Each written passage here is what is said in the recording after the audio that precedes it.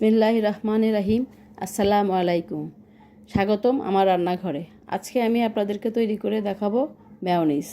Mayonnaise তৈরি করতে যা যা লাগছে তা আমি আপনাদেরকে এক এক করে বলে দিচ্ছি। প্রথমে আমার লাগছে 2টি ডিম। আমি একটি ডিম ভেঙে দিয়ে দিয়েছি, এখন আরেকটি ডিম ভেঙে দিচ্ছি। 2টো ডিম ভেঙে দিলাম আমি। এরপর আমি দিব গুঁড়ো দুধ।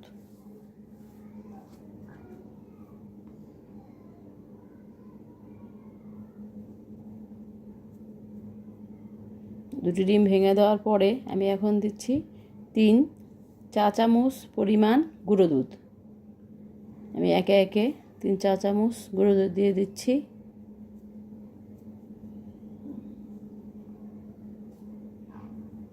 এরপর আমি দেব টেস্টের জন্য, এরপরে আমি দিব চিনি।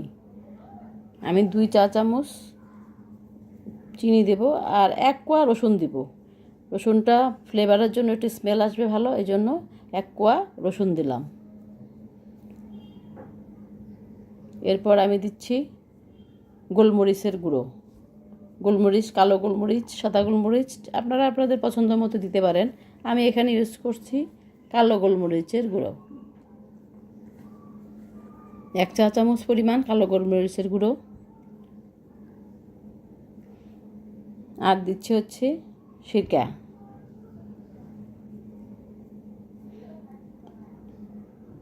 আমি 2 চা চামচ সিরকা ইউজ করতেছি।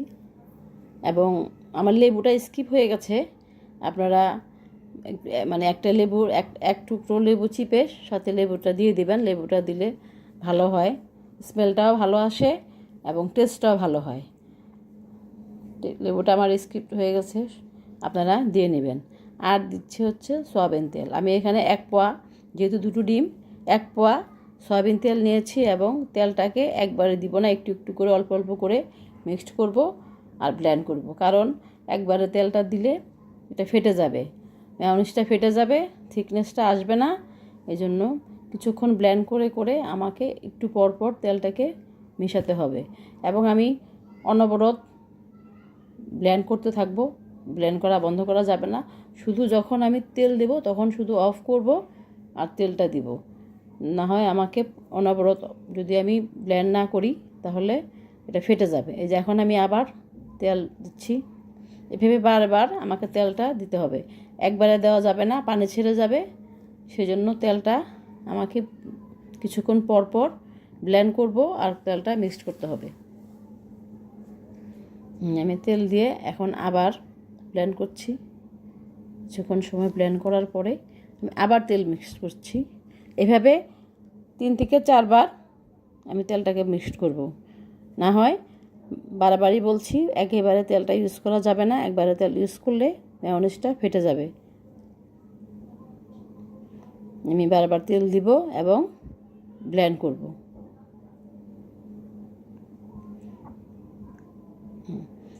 এখন দেখেন থিকনেসটা আমার মেয়োনিজটা প্রায় হয়ে আসছে। আমি বারবারে দিচ্ছি আর মিক্সড করছি, কারণ আমি বারবারে বলছি যে যদি একেবারে তেলটা দেই তাহলে আমার এটা নষ্ট হয়ে যাবে, থিকনেসটাও ফেটে যাবে এবং মেয়োনিজটা ফেটে যাবে এবং থিকনেসটা নষ্ট হয়ে যাবে। এইবার আমি তেল দিচ্ছি লাস্টবারের মতো দিয়ে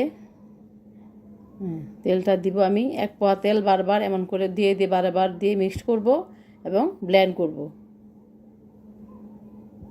এখন আমি আবার ঢাকনা লাগিয়ে আবার ব্লেন্ড করব।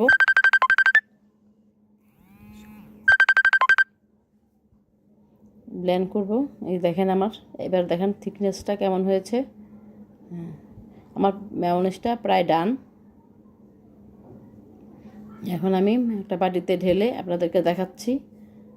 দেখেন কেমন হয়েছে মেয়োনিজটা। আমার মেয়োনিজটা প্রায় ডান। আশা করি আপনাদের ভালো লাগবে। যদি ভালো লাগে তাহলে আমার পেজটাকে লাইক এবং শেয়ার দিবেন।